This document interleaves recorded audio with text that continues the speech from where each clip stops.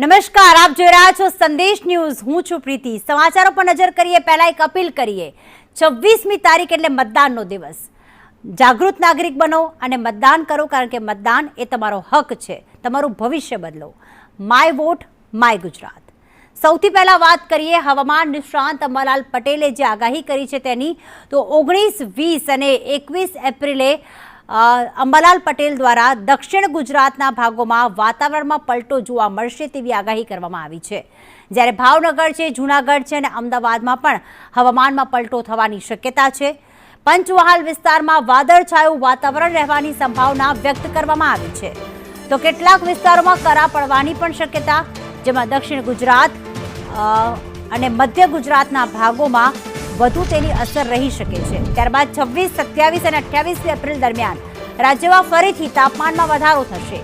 કચ્છમાં તાપમાન 40 ડિગ્રી સુધી પહોંચી શકે છે, તો દક્ષિણ ગુજરાતમાં 36 થી 40 ડિગ્રીની વચ્ચે ગરમી રહેવાની શક્યતા વ્યક્ત કરવામાં આવી છે।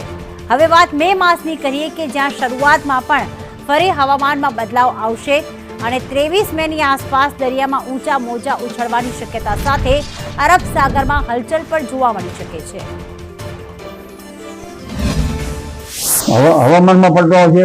તારીખ 19 થી 21 અખાત્રીજ આસપાસ પ્રી મોન્સૂન એક્ટિવિટી વરસાદ થવાની શક્યતા છે, જેમાં ખાસ કરીને દક્ષિણ સૌરાષ્ટ્રના ભાગો અને મધ્ય ગુજરાતના ભાગો, અમદાવાદ, ગાંધીનગરના ભાગો સુધી પણ ત્યાંની અસર થવાની શક્યતા રહેશે। ભિન્ન ભાગમાં વરસાદ થવાની શક્યતા રહેશે, ત્યાં કરા પડવાની શક્યતા રહેશે। આ ઉપરાંત પાટણ સમિતિ હાલના ભાગોમાં હવામાનમાં પલટો આવી શકે। મહેસાણા ભાગમાં હવામાનમાં પલટો આવી શકે। થરાદ, બનાસકાંઠાના ભાગમાં કોઈ ભાગમાં પ્રી મોન્સૂન એક્ટિવિટી વરસાદ થવાની શક્યતા રહેશે। અરવલ્લી, સાબરકાંઠાના કેટલાક ભાગમાં પણ પ્રી મોન્સૂન એક્ટિવિટી વરસાદ થવાની શક્યતા રહેશે।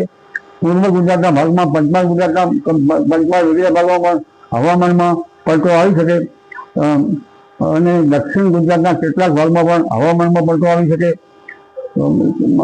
કારણ કે અરબ સાગરનો ભેજ લગભગ 25 મર્જ થઈ રહ્યો છે। ત્યારબાદ ગરમી 25 તારીખ બાદ ગરમી પછી 26 થી 28 આખી ગરમી પડવાની શક્યતા રહેશે।